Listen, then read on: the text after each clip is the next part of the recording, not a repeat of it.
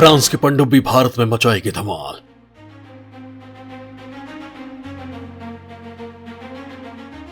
France देगा भारत को Bermuda class की तकनीक। चीन और पाकिस्तान का एक झटके में होगा काम तमाम। दोस्तों, किसी भी देश की ताकत उसकी नौसेना से आंकी जाती है।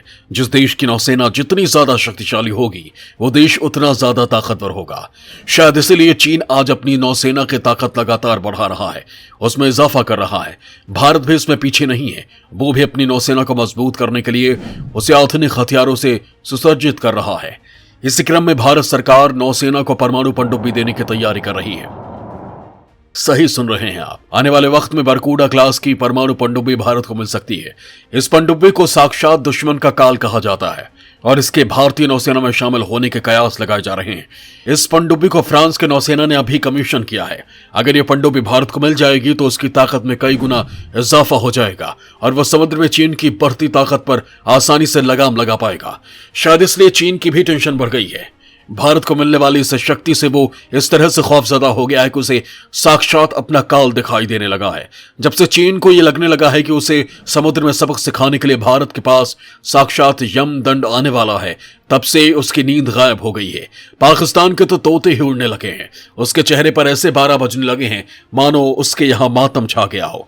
यह आलम तब है जब अभी केवल ये कयास लगाए जा रहे हैं कि भारत के पास महाविनाशक हथियार आने वाला है। सोचिए, अगर यह हथियार भारत के पास आ गया तो इनका क्या हाल होगा। शायद अब तक इनकी पैंट गीली हो गई होती। फ्रांस के एक राफेल ने ही अभी इनके होश फाख्ता कर रखे हैं, और अगर उसका दूसरा विनाशक हथियार हमारे पास आ जाएगा तो चीन और पाकिस्तान का क्या होगा। आज थोड़ी बहुत जो चैन की नींद ले पा रहे हैं, कल को वो भी काफिर हो जाएगी। दोस्तों, आखिर वो कौन सी परमाणु पनडुब्बी है जिसकी दुनिया भर में चर्चा है और जिसे फ्रांस ने कमीशन किया है, जिसका ऑफर भारत को मिलने की उम्मीद जताई जा रही है? आज के इस वीडियो में मैं बताऊंगा आपको, लेकिन उसके लिए आपको मेरे साथ बने रहना होगा और ये वीडियो पूरा देखना होगा। तो चलिए शुरू करते हैं।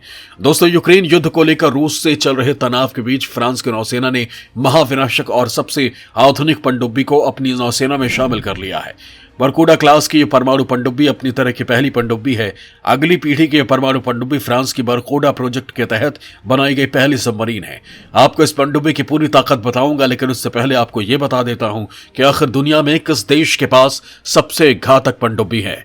किस देश के पास है सबसे घातक पनडुब्बी? क्या है इन पनडुब्बियों की खासियत? दोस्तों, चीन के बारे में लगातार ऐसी खबरें आ रही हैं कि वो अपनी सैन्य ताकत बढ़ाने के लिए कोई नया उपकरण या फिर फाइटर प्लेन बना रहा है। अब उसका सारा ध्यान समुद्र में सबसे ज्यादा ताकतवर होने पर है और वह लगातार परमाणु शक्ति संपन्न पनडुब्बियां बनाने की तैयारी में है। इधर दुनिया की सबसे ताकतवर पनडुब्बी का मालिक अब भी रूस है। रूस की टाइफून पनडुब्बी परमाणु शक्ति से लैस है और दुनिया के एक्सपर्ट इसे एक मत से ताकतवर मानते हैं। दुनिया के सबसे ताकतवर पनडुब्बियों पर अमेरिकी रक्षा विशेषज्ञ HI सटन ने एक शोध किया, जिसे कोविड सोर्स में कंपाइल किया गया। यहां उन सारी पनडुब्बियों की सूची दिखती है जो काफी शक्तिशाली है और दुनिया में कहर बरपाने की क्षमता रखती है। इस लिस्ट में सबसे ऊपर रूस के टाइफून क्लास पनडुब्बी है। यह बैलिस्टिक मिसाइलों से युक्त पनडुब्बी है, जिसे सबसे घातक माना जाता है। यह इतने विशाल है कि इसमें क्रू के 160 लोग आराम से महीनों पानी में रह सकते हैं। अब आप अंदाजा लगा सकते हैं कि महीनों तक पानी में 150 से ज्यादा लोग यूं ही तो नहीं रह सकते। यानी जाहिर है कि महीनों के हिसाब से रसद और दूसरी चीजों के भंडारण की भी टाइफून में व्यवस्था रहती है। टाइफून का अमेरिका की ओहियो क्लास पनडुब्बी के जवाब में बनाया गया था। अमेरिका के जिस पनडुब्बी की तोड़ पर रूस ने टाइफून बनाया, वो ओहियो क्लास सबमरीन भी बेजोड़ है। ये सभी पनडुब्बियां घातक एंटीशिप मिसाइलों से लैस हैं और इनमें दुश्मन की पनडुब्बियों से बचाव करने की भी सबसे आधुनिक तकनीक है। इसे बेहद ताकतवर बनाने के लिए अमेरिकी रक्षा विभाग ने इस पर परमाणु रिएक्टर भी लगाया है, जो लगातार इसके टर्बाइंस को फ्यूल देता है।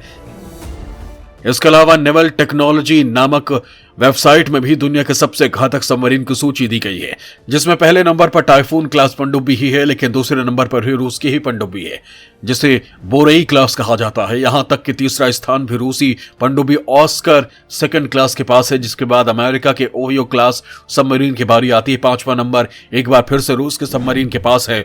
यहां के डेल्टा क्लास पनडुब्बी को दुनिया में 5वें नंबर पर ताकतवर माना जाता है। साल 1976 में यह क्लास सर्विस में आई और फिलहाल रूस के पास इस श्रेणी की 11 पनडुब्बियां हैं। दोस्तों, यहां यह जान लेना जरूरी है कि आखिर परमाणु पनडुब्बी और डीजल इलेक्ट्रिक पनडुब्बी में क्या अंतर है। क्या होती है परमाणु पनडुब्बी? डीजल इलेक्ट्रिक पनडुब्बी से कैसे हैं बेहतर। दोस्तों, अमेरिका, ब्रिटेन और ऑस्ट्रेलिया के बीच हुए ऑकस समझौते ने दुनिया में एक बार फिर परमाणु पनडुब्बियों की जरूरत बहस छेड़ दी है। ये पनडुब्बियां न केवल ज्यादा तबाही मचा सकती हैं, बल्कि इनका रखरखाव भी कम है। इतना ही नहीं, परमाणु शक्ति से संचालित पनडुब्बी किसी परंपरागत या डीजल इलेक्ट्रिक पनडुब्बी की तुलना में ज्यादा दिनों तक पानी के नीचे तैनात रह सकते। जब वैज्ञानिकों ने परमाणु को विभाजित किया, तब उन्हें यह महसूस हुआ कि हम इसका बम बनाने के अलावा भी किसी काम में इस्तेमाल कर सकते हैं। इसका उपयोग बिजली पैदा करने के लिए किया जा सकता है। ये परमाणु रिएक्टर पिछले 70 सालों से दुनिया भर के घरों और उद्योगों को बिजली दे रहे हैं। परमाणु पनडुब्बियां भी इसी समान तकनीक से काम करती हैं। प्रत्येक परमाणु पनडुब्बी में एक छोटा न्यूक्लियर रिएक्टर होता है, जिसमें ईंधन के रूप में अत्यधिक समृद्ध यूरेनियम का उपयोग करते हुए बिजली पैदा की जाती है। इससे पूरी पनडुब्बी को पावर की सप्लाई की जाती है।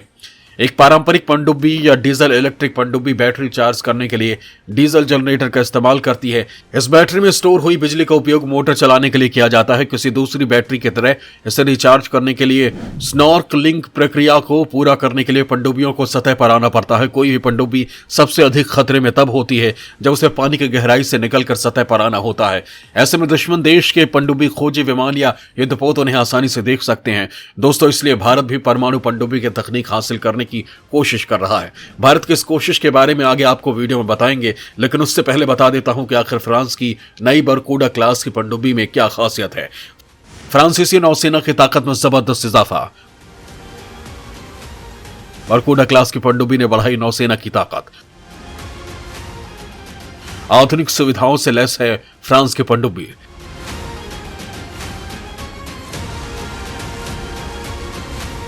फ्रांस भारत को भी दे सकता है बरकूडा का ऑफर।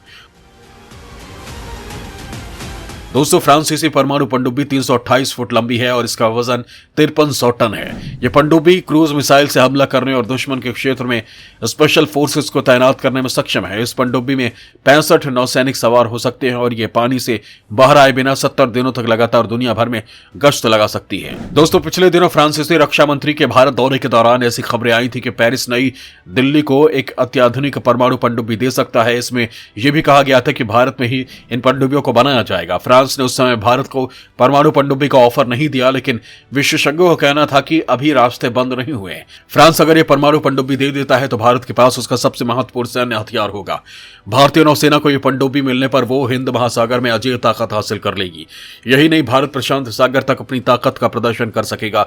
बरकूडा क्लास की सबमरीन परमाणु ऊर्जा से चलती है, लेकिन परमाणु हथियारों से लैस नहीं होती। इसमें लगी 1000 किलोमीटर तक मार करने वाली स्कैल्पी क्रूज मिसाइल समुद्र से दागे जाने पर जमीन लक्ष्य को तबाह कर सकती है। यही नहीं, इसमें ईंधन भी 10 साल बाद दोबारा भरना होता है। इससे पहले ऑस्ट्रेलिया ने भी इसी तरह की पनडुब्बी का सौदा अमेरिका और ब्रिटेन के साथ ऑकस डील के तहत किया था। दोस्तों, जब से चीन को यह लगने लगा कि भारत को यह तकनीक मिल सकती है, उसके नौसेना के हाथ पैर फूलने लगे, क्योंकि समुद्र में उसकी ताकत का जवाब देने के लिए भारत पूरी तरह सक्षम हो जाएगा। यही नहीं, भारत रूस से भी 2025 तक एक पनडुब्बी लीज पर लेने वाला है। इसे लेकर डील फाइनल हो चुकी है।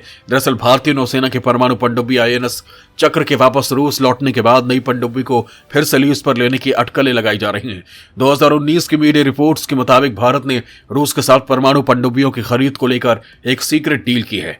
इस डील की कुल लागत तब $3 बिलियन बताई गई थी। इसके तहत 2025 में भारत को रूस से एक परमाणु पनडुब्बी मिलेगी, जिसे आईएनएस चक्र 3 के नाम से जाना जाएगा। ये पनडुब्बी भी आईएनएस चक्र की तरह भारतीय नौसेना में अगले 10 साल तक सेवा देगी। भारत को जो पनडुब्बी मिलने वाली है वो रूस की अकूला 2 क्लास की K322 कैशालोट है। इसमें इंटीग्रेटेड सोनार सिस्टम लगा हुआ है, जो काफी दूर से बिना किसी हलचल के दुश्मन की लोकेशन के बारे में पता लगा लेता है।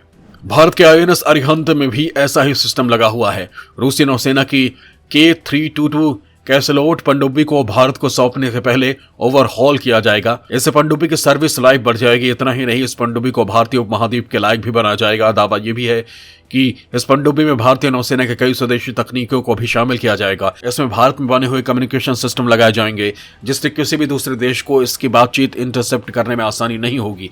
दरअसल पनडुब्बियों की सबसे बड़ी ताकत उनके पानी के नीचे छिपे रहने की होती है। अगर कोई भी बातचीत पकड़ी जाती है तो उससे पनडुब्बी के लोकेशन का आसानी से पता चल सकता है। दोस्तों, रूस और फ्रांस से पनडुब्बी लीज पर लेने की कोशिश के साथ ही नौसेना अपने रक्षा उपकरण खुद बनाने की ओर कदम बढ़ा चुकी है। एक रिपोर्ट में इसके बारे में सिलसिलेवार तरीके से बताया गया। इसके अनुसार नौसेना अपने लिए परमाणु पनडुब्बियों का लगभग 60% हिस्सा खुद बना रही है। जैसे अरिहंत को ही ले लेते हैं तो भारत की यह स्वदेशी पनडुब्बी है जिसे बनाने में रूस ने लगभग 40% योगदान ही दिया। INS अरिहंत बेहद एडवांस पनडुब्बी है और यह 700 किलोमीटर तक की रेंज में हमला कर सकती है। ये न केवल पानी से पानी में वार कर सकती है बल्कि पानी के अंदर से किसी भी एयरक्राफ्ट को निशाना बनाने में सक्षम है। दोस्तों, कहने में गुरेज नहीं कि पीएम मोदी भारतीय सेना को सशक्त करने के लिए दिन रात मेहनत कर रहे हैं। दुनिया के देशों से हथियारों की खरीद के साथ ही Bharat make in India project पर भी जोर दे रहा है, जिससे अपनी ताकत बढ़ाने के लिए उसे आने वाले वक्त में किसी देश पर निर्भर न रहना पड़े। जय हिंद, जय भारत।